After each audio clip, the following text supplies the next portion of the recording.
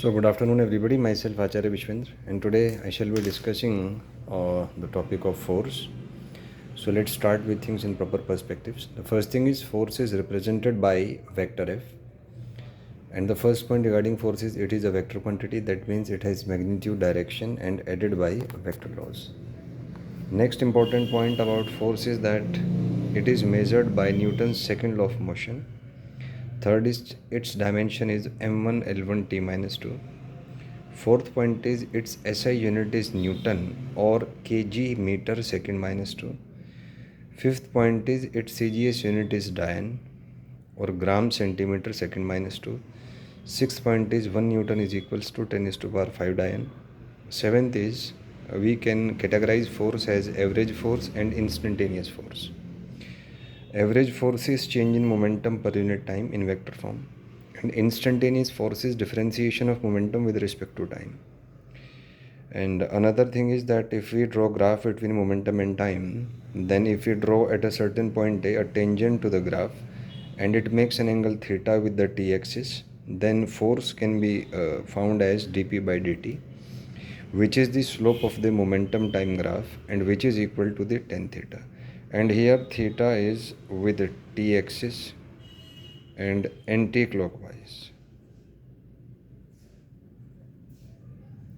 Now let's see this slope thing in proper manner. Suppose I draw a graph between momentum and time here, and it's a curve like this. There are 3 points A, B and C. So suppose I draw tangent at the point A and it makes an angle theta with the t-axis, then force is equal to dp by dt, which is tan theta, which is slope of PT graph. Now let's discuss the various cases possible for angle theta. So the first case is when theta is less than 90, which we call as the acute angle. So if theta is less than 90, then tan theta will be positive, because in first quadrant tan is positive. That means force is positive. And in graph it will be like this. You can see over here that here theta is less than 90. So if you have a graph like this and tangent makes an angle theta as shown over here, then for that case force will be positive. If theta is 0 or 180 degree, we know that tan theta will be 0, so force will be 0 as shown by this graph. You can see over here that tangent is parallel to t-axis, so in this case force is 0. Next is if theta is 90, so tan theta will tends to infinity. That means force will tend to infinity, which we often called as the impulsive forces. And in graph it will be like this. If the tangent is perpendicular to the t-axis, then it shows that within no time lag momentum has increased. So that is possible only for infinite forces.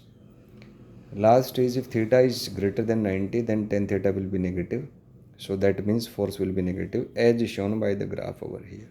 So these were the graphical manipulations for momentum time graph. Let's deal with the force, the second Newton's second law. So it says that force is equal to dp by dt, which is rate of change of linear momentum. So vector p is equal to m into v. So if we solve this using the chain rule of differentiation, we can say that momentum is dm by dt into v plus m into dv by dt.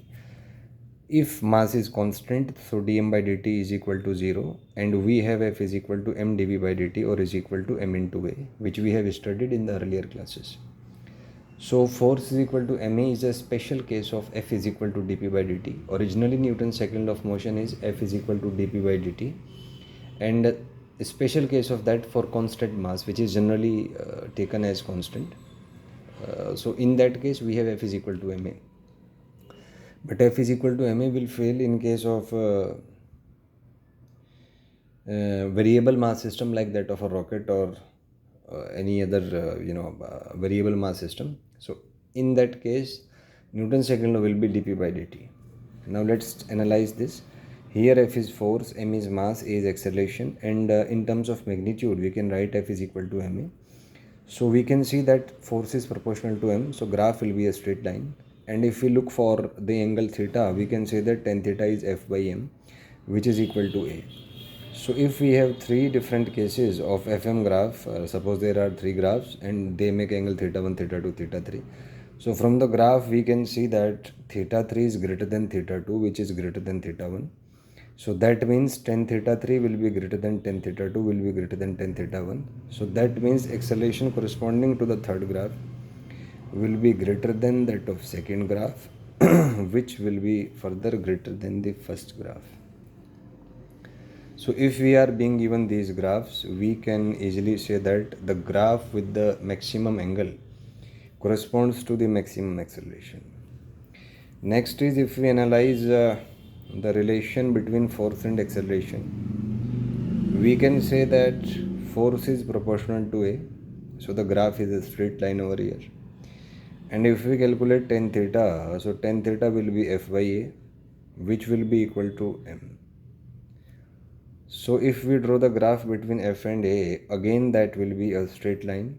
And again we have three different cases. And for that, theta 3 is greater than theta 2 is greater than theta 1, which implies that tan theta 3 will be greater than tan theta 2 will be greater than tan theta 1, which further implies that M3 will be greater than M2 and that will be greater than M1. So this is the inference that we can take. And the purpose behind these videos are to optimize your time and energy and to cover each topic in as much uh, you know relating that topic to as much links as possible in the entire physics itself, so that you can prepare a topic in a single video and can learn how to manipulate that topic in different ways, just like we have discussed here force. So in this video I have covered force, the basics of force, units, dimensions, its definition, its laws, its graphs. So I have tried my best to relate it to the most of the physical quantities related to the force, so that you can prepare in an object oriented manner, and it will help you to optimize your time and energy, and certainly will keep you much ahead of other students. So if you just want to optimize your time and energy and prepare in a time bounded manner and just want to crack your exam with flying colors, then I think these videos will prove to be a boon to you. If you have any suggestions or any doubts, you can make comments in the comment section. I'll certainly respond to them. Thank you and have a nice day.